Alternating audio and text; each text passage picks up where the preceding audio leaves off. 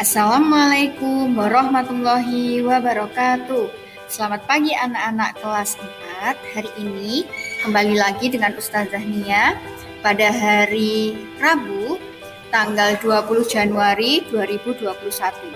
Nah, pada pembelajaran kali ini bersama dengan Ustazah Nia kelas 4 yang solih dan solihah, kita akan belajar tematik yaitu tema 6 tentang cita-citaku dan subtema 2 yaitu hebatnya cita-citaku. Nah, apa saja yang akan kita pelajari pada pertemuan kali ini? Yang pertama yaitu ada muatan bahasa Indonesia. Nanti kita akan belajar cara membuat puisi, lalu menentukan pilihan kata dalam membuat puisi, lalu langkah-langkah menulis puisi, dan menentukan makna yang terkandung dalam puisi. Yang kedua yaitu kita akan belajar muatan IPA tentang metamorfosis sempurna dan metamorfosis tidak sempurna dan manfaat makhluk hidup bagi lingkungan sekitar. Selanjutnya yaitu ada muatan IPS yaitu manfaat sumber daya alam yang dapat diperbarui dan tidak dapat diperbarui. Pertama, kita akan belajar muatan bahasa Indonesia. Yuk anak-anak semua bisa dibuka di halaman 27. Yaitu yang pertama tentang cara membuat puisi. Hal-hal yang perlu diperhatikan dalam membuat puisi itu apa saja? Yang pertama yaitu menentukan tema. Jadi, tema puisi itu merupakan topik utama atau gagasan pengarang dalam puisi anak-anak. Jadi menentukan tema itu dapat membantu bebas menuliskan pikiran dan imajinasi dalam puisi. Namun, tema dapat membantu pengarang untuk membuat puisi tetap sesuai ruang lingkupnya.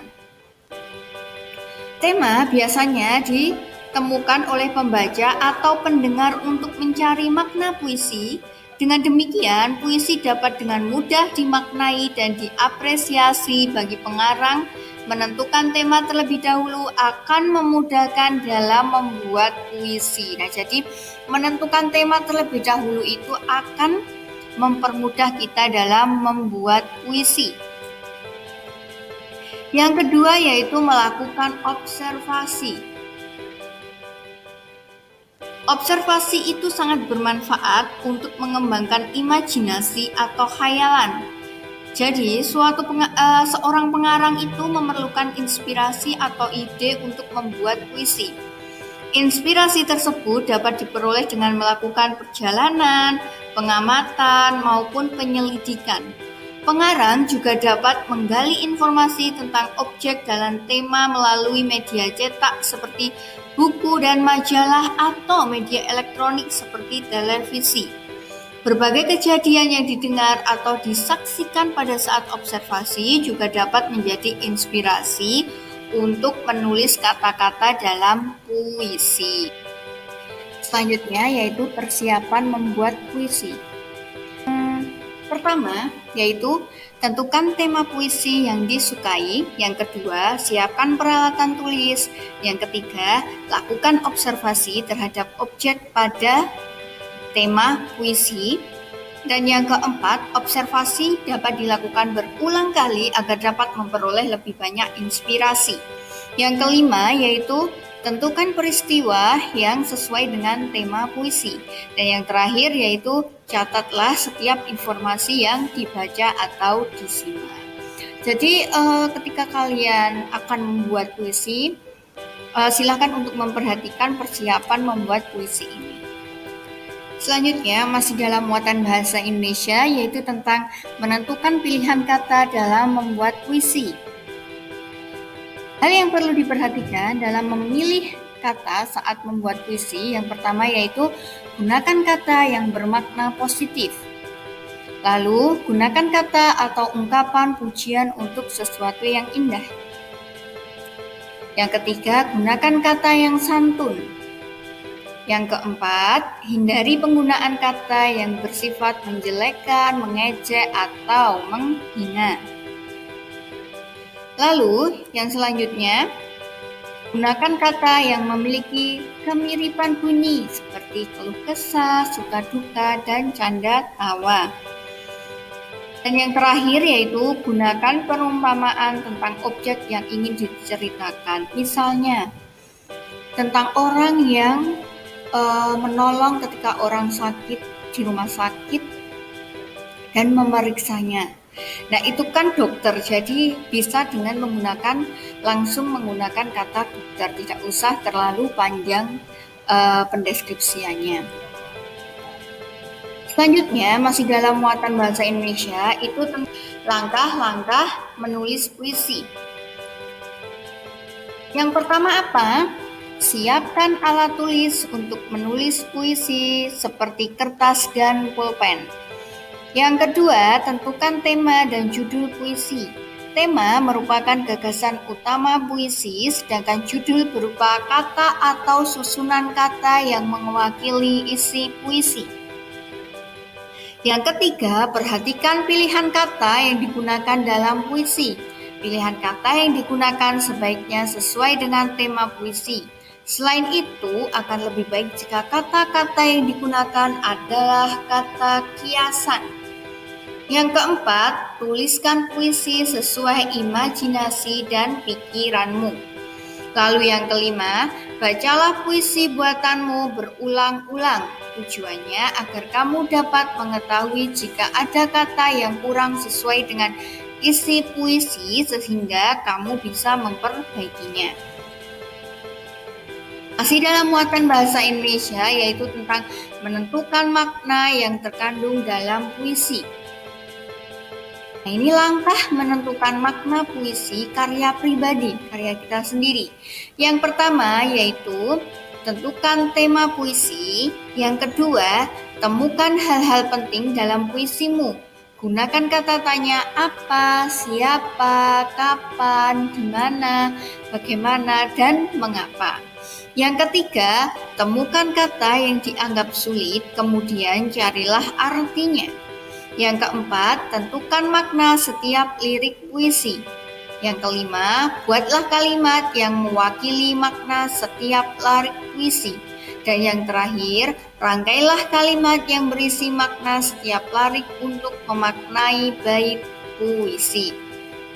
Selanjutnya yaitu muatan ilmu pengetahuan alam atau IPA. Di sini ada metamorfosis sempurna dan metamorfosis tidak sempurna. Ciri-ciri metamorfosis sempurna yang pertama yaitu terdapat perbedaan bentuk tubuh hewan saat lahir dengan bentuk dewasanya. Jadi bentuk tubuhnya itu nanti akan berbeda. Yang kedua, terdapat fase pupa atau kepompong. Yang ketiga, terdapat 4 fase. Apa aja itu? Yaitu telur, lalu setelah menjadi telur yaitu larva, setelah menjadi larva pupa itu kepompong, lalu menjadi imago atau dewasa. Yang selanjutnya, contoh hewannya apa yang metamorfosis sempurna itu? Yaitu ada kupu-kupu, nyamuk, dan juga lalat. Selanjutnya yaitu ciri-ciri metamorfosis tidak sempurna. Yang pertama, pertumbuhan dan perkembangan tidak melalui tahap kepompong anak-anak, jadi tidak ada tahapan kepompong dalam fasenya. Yang kedua yaitu fasenya ya, apa aja? Ada telur, habis telur yaitu nimfa, habis nimfa yaitu imago. Contoh hewannya apa aja? Ada kecoa dan juga belalang. Nah, kemarin kita sudah membahas tentang metamorfosis, baik itu metamorfosis sempurna ataupun metamorfosis tidak sempurna. Nah, di sini Ustazah Nia hanya mengulang materi yang kemarin. Masih dalam muatan IPA yaitu tentang manfaat makhluk hidup bagi lingkungan sekitar. Nih, perhatikan tabel manfaat hewan dan tumbuhan berikut. Jenis sumber daya alamnya itu tumbuhan itu contohnya ada padi kapas jati. Nah, padi ini manfaatnya untuk bahan makanan pokok. Kalau kapas bahan pembuat kain katun dan jati bahan bangunan dan perabotan. Lalu untuk hewan Ikan bisa dimanfaatkan untuk bahan makanan, domba untuk bahan makanan dan rambutnya untuk bahan pakaian, lalu kerbau bahan makanan dan tenaga untuk membajak sawah.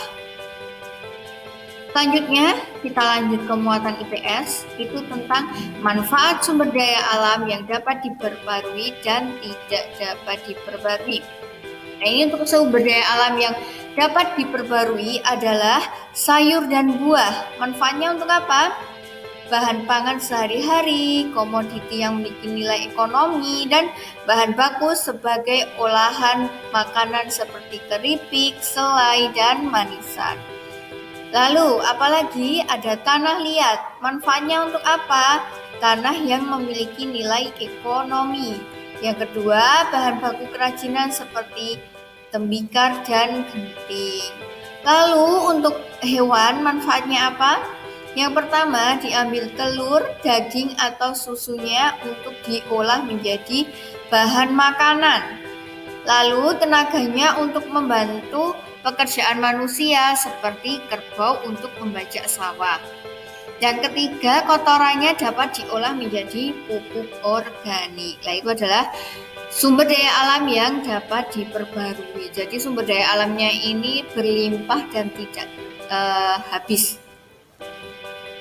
Selanjutnya yaitu sumber daya alam yang tidak dapat diperbarui. Jadi untuk sumber daya alam yang tidak dapat diperbarui itu kalau kita gunakan terus-menerus maka akan langka dan habis. Apa itu? Contohnya yaitu batu bara dimanfaatkan untuk apa? Bahan bakar untuk beberapa jenis alat transportasi, lalu bahan baku untuk industri baja, lalu sumber energi pembangkit listrik. Lalu untuk minyak bumi itu manfaatnya apa? Bahan bakar untuk mesin atau kendaraan. Bahan baku yang dapat diolah menjadi gas seperti LPG. Dan yang terakhir penghasil serta untuk bahan baku tekstil yaitu nilon. Sekian dari Ustazah Nia penjelasan kali ini. Nah, itu tadi adalah penjelasan dari Ustazah Nia tentang tema 6, subtema 2, muatan bahasa Indonesia, IPA dan juga IPS. Semoga dapat bermanfaat untuk anak-anak semua penjelasan dari Ustazah Nia. Sekian, wassalamualaikum warahmatullahi wabarakatuh.